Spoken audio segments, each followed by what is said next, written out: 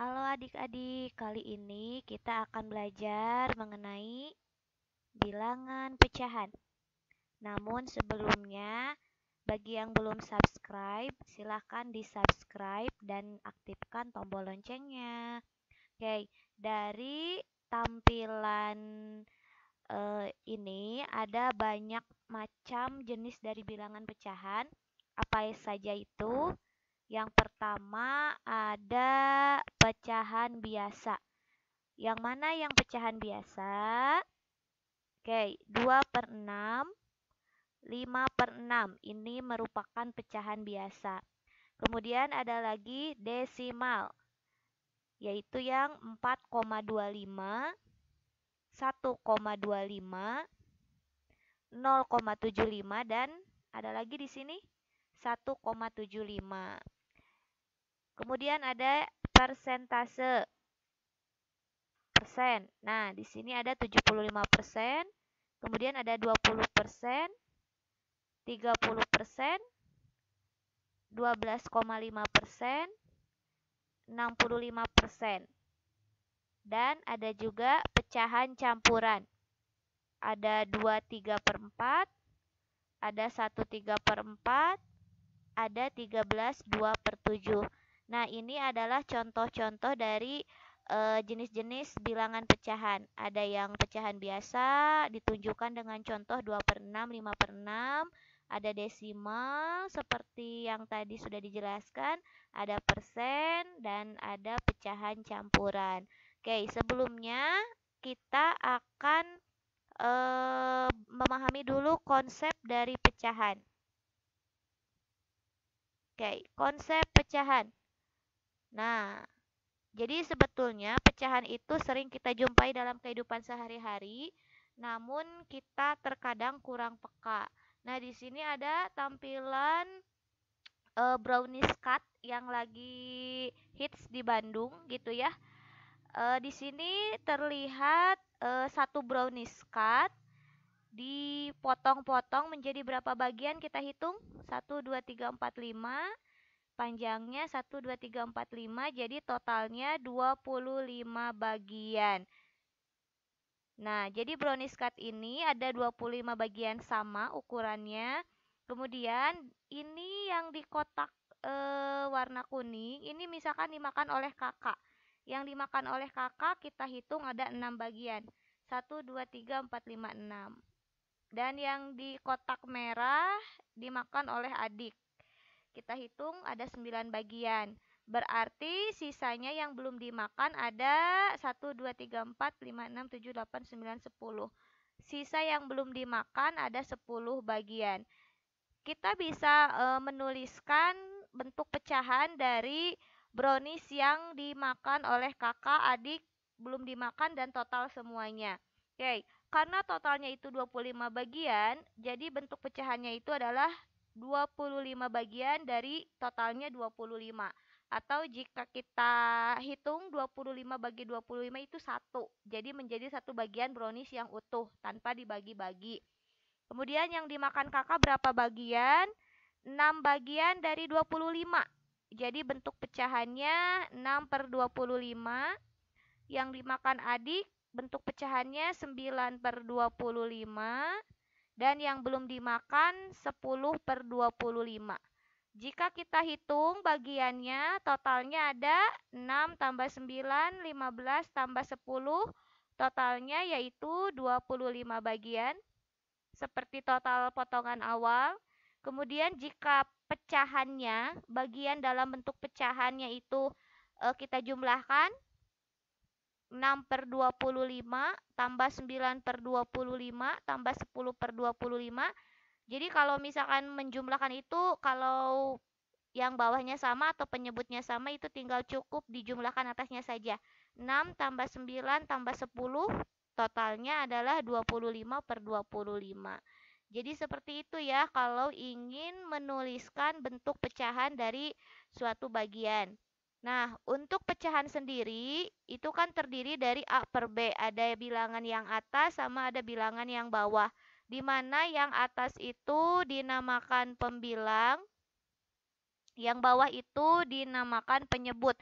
Jadi jangan sampai tertukar ya. Pembilang yang bilangan di atas, penyebut bilangan yang di bawah. Nah, tapi ada syaratnya. Syarat ini bisa dikatakan pecahan, yaitu jika pembilang dan penyebut, yaitu yang bilangan A dan bilangan B adalah anggota bilangan bulat. Jadi dia harus bulat nih, A sama B-nya harus bilangan bulat dan penyebut tidak boleh 0. Jadi yang bawahnya si B-nya itu tidak boleh 0. Karena kita nggak tahu ya kalau dibagi dengan 0 itu berapa hasilnya. Ya, bisa tak terhingga, bisa juga tidak terdefinisi. Nah, sebagai contoh misalkan ada bentuk seperti ini, 12,5 per 10. Ini sudah bisa disebut pecahan belum? Coba lihat. Pembilang penyebut harus bilangan bulat. Nah, ternyata ini bukan pecahan. Karena apa? Karena pembilangnya itu bukan bilangan bulat. Artinya dia desimal. 12,5. Kemudian kalau ada 10% per 98, apakah ini pecahan? Bukan juga, karena atasnya bukan bilangan bulat, yaitu bentuknya 10%, ya. Dan yang ini apakah ini pecahan? Memenuhi syarat untuk menulis pecahan? Tidak juga. Karena apa? Karena penyebutnya 0. Sedangkan di sini jelas penyebut itu tidak boleh 0, ya. Oke, langsung ke jenis-jenisnya. Tadi kan ada pecahan biasa, ada pecahan campuran. Nah, digambarkan dalam bagan, pecahan biasa itu terdiri dari dua, yaitu ada yang namanya pecahan sejati dan ada yang namanya pecahan tidak sejati. Atau dalam beberapa buku bisa ditulis pecahan murni dan pecahan tidak murni, ya. Jadi artinya sama saja, ya. Untuk pecahan tidak sejati itu dapat dirubah bentuknya menjadi pecahan campuran, ya. Jadi dari pecahan biasa bisa dirubah jadi pecahan campuran jika dia jenisnya tidak sejati. Oke, di sini ada 8/11. Kita lihat 8/11 itu termasuk pecahan sejati atau tidak sejati, dan berikutnya ada 21/4. Kita analisis dulu ya, bagaimana yang sejati, bagaimana yang tidak sejati. Bisa dilihat 8/11. Kita lihat pembilangnya lebih kecil dari penyebut atau kurang dari penyebut. 8 kurang dari 11. Nah, ini namanya pecahan sejati. Kemudian untuk yang 21/4, pembilangnya lebih besar dari penyebut. Kita lihat 21 lebih besar dari 4. Ini namanya pecahan tidak sejati. Jadi kalau kita bisa ambil kesimpulan, pecahan sejati itu adalah pecahan yang pembilangnya lebih kecil daripada penyebut.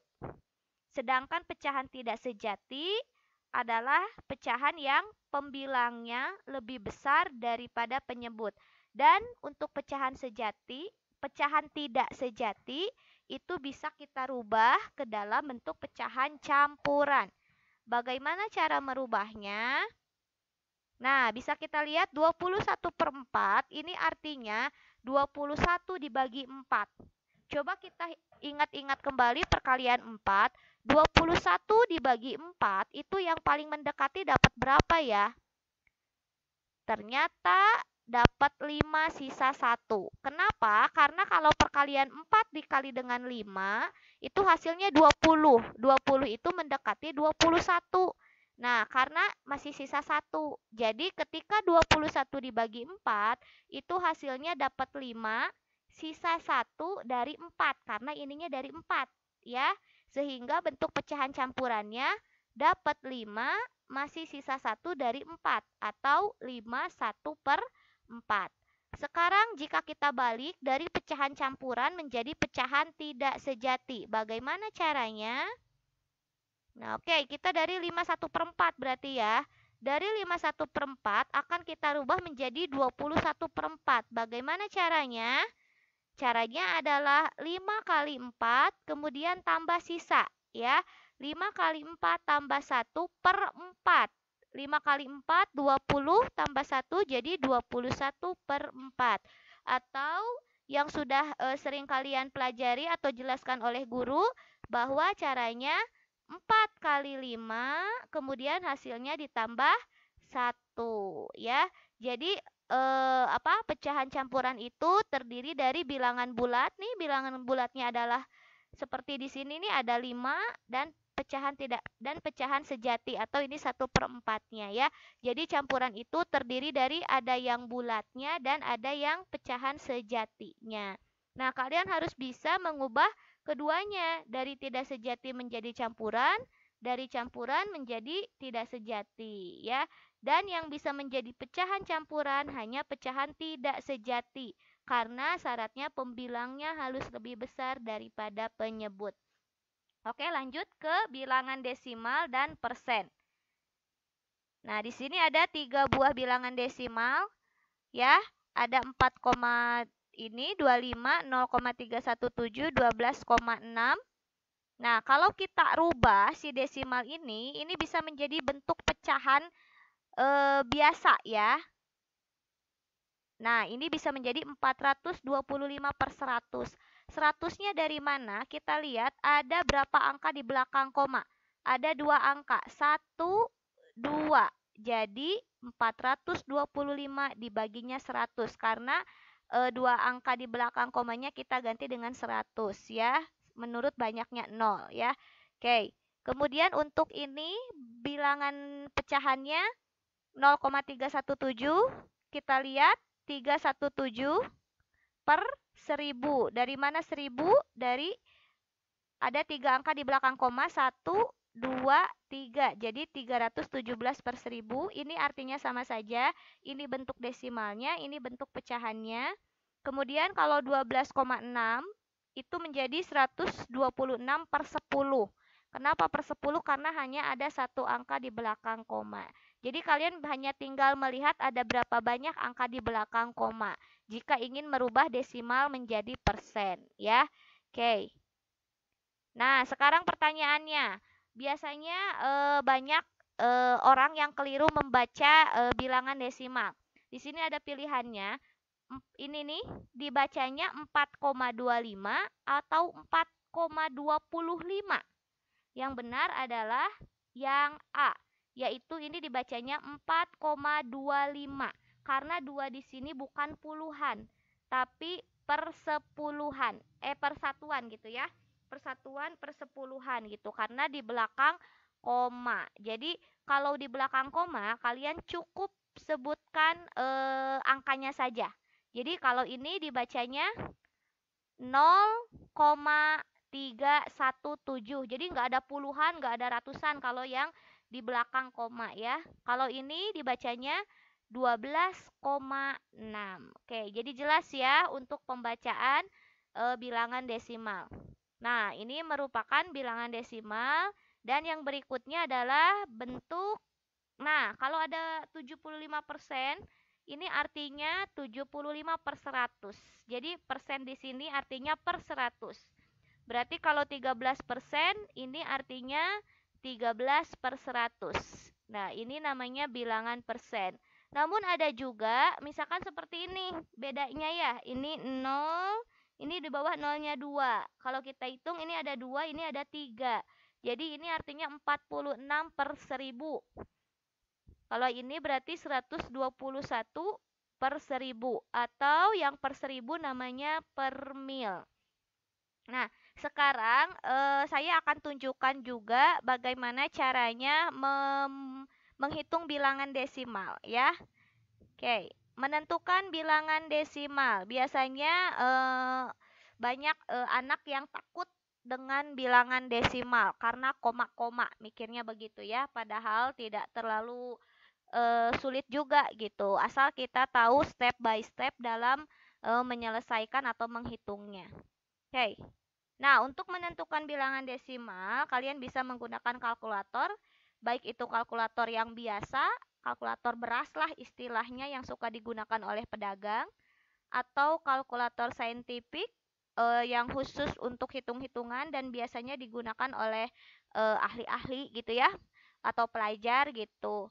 Kemudian Nah, yang terakhir adalah menggunakan otak kita ya. Kalau kalkulator itu kendalanya memang hasilnya cepat ya, tapi kendalanya kan tidak selalu kita bawa kalkulator atau bahkan dalam kegiatan pembelajaran guru juga tidak memperbolehkan untuk menggunakan kalkulator.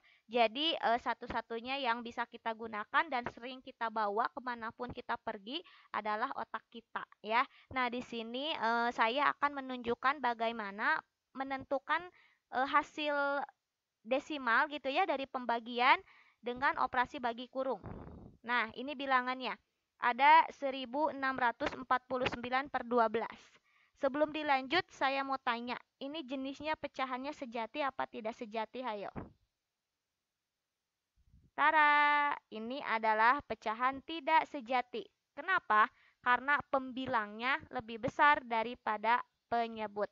Yang menjawab pecahan tidak sejati berarti kalian apa? Pemahamannya bagus gitu ya, menyimak apa yang tadi saya sampaikan di slide sebelumnya. Oke, kita bisa gunakan bagi kurung. Yang pertama kita tulis dulu 1649 kita bagi dengan 12. Nah, ini di SD sudah belajar, namun banyak step yang keliru ya, atau langkah-langkah yang keliru. Di sini akan saya tunjukkan bagaimana langkah yang benarnya. Semoga lebih mudah dipahami juga ya. Kayak di sini kita bisa lihat, kita bisa menggunakan angka ini ya 1649, kita bisa lihat satu habis bisa nggak dibagi oleh 12? Tidak bisa. Karena satu tidak bisa, kita gunakan dua angka, yaitu 16. 1 dan 6 atau 16 ya. 16 bisa tidak dibagi oleh 12? Sip, bisa. Dapat 1 ya. 16 dibagi 12 itu dapat 1. Nah, satunya tulis di mana? Kalau menurut saya, saran saya, satunya tulisnya di atas bilangan terakhir yang kita gunakan. Atau angka terakhir yang kita gunakan kan angka 6 ya. Jadi kita tulis di atas angka 6 supaya kita tahu sudah sampai bilangan mana yang kita gunakan untuk membagi ya. 16 bagi 12 itu dapat 1, yaitu berapa? 12 ya. 1 kali 12 dapat 12. Nah, si 16 dan si 12 kita cari selisihnya atau kita kurangin. 16 kurang 12 dapatnya 4. Nah, biasanya di sini akan ada keliru nih. Semuanya misalkan turunkan, semuanya diturunkan, 4 dan 9 juga diturunkan. Nah, itu tidak boleh. Karena prosesnya itu harus turun satu angka bergiliran. Tidak boleh langsung turun ke bawah semuanya, tidak boleh ya. Nah, berarti yang bisa turun ke bawah adalah 4. Ya, kita tulis di sini sehingga menjadi 44. 44 kita bagi dengan 12 dapat berapa? Dapat 3 ya. Karena kalau 4 12 kali 4 itu 48, ini kelebihan ya, karena pengennya yang hanya mendekati 44, yaitu dapat 3. Berapa 3 kali 12 adalah 36.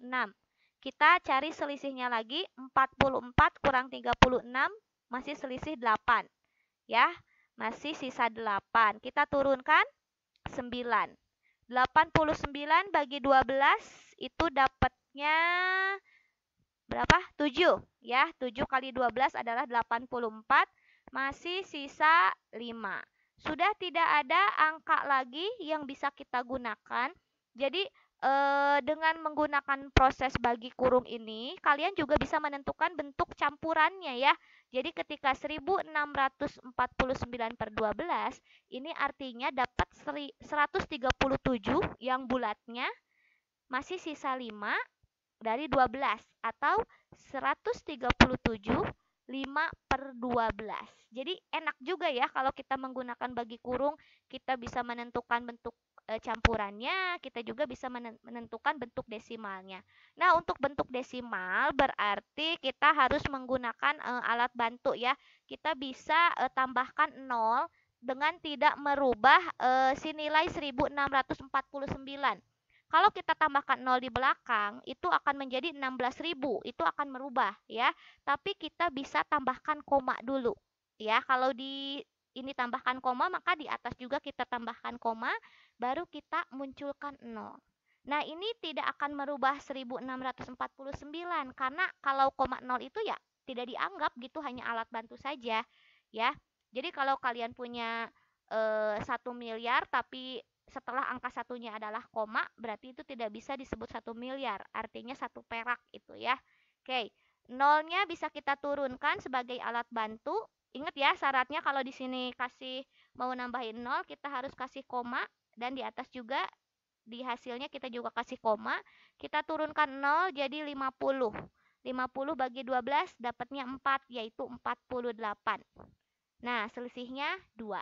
Nah, misalkan dimintanya satu angka di belakang koma, ya sudah berarti sampai sini ya. Tapi kalau misalnya dimintanya 2 angka di belakang koma atau 3 angka, maka kita lanjutkan prosesnya dengan menggunakan alat bantu tadi, angka 0 ya. Tidak perlu menambahkan lagi koma karena sudah ada koma di sini ya. Nanti aneh kalau koma selalu ya. Jadi cukup komanya 1 di awal ya. Oke, kita tambahkan 0 lagi, turunkan menjadi 20. 20 dibagi 12 itu dapatnya 1 ya. 1 kali 12-nya 12, selisihnya adalah 8. Misalkan masih penasaran nih, berhenti nggak ya hasilnya jika dibagi dengan 12? Oke, kita tambahin lagi 0, turunkan menjadi 80.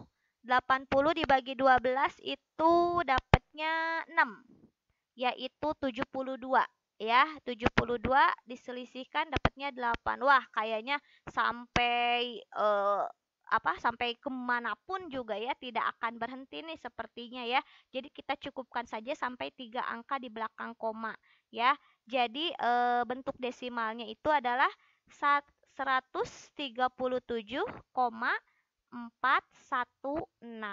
ya. Jadi cara menggunakan operasi bagi kurung itu seperti ini ya. Tidak boleh, ingat, tidak boleh langsung semua angka turun ke bawah, tidak, tapi harus satu per satu. Dan jika misalkan angkanya sudah habis, kita bisa gunakan bantuan 0 dengan syarat kita kasih dulu koma dan kita turunkan satu per satu nolnya ya, step by step supaya tidak merubah hasilnya. Oke, itu saja penjelasan mengenai konsep awal tentang bilangan pecahan. Semoga bermanfaat. Saya akhiri dengan wassalamualaikum warahmatullahi wabarakatuh.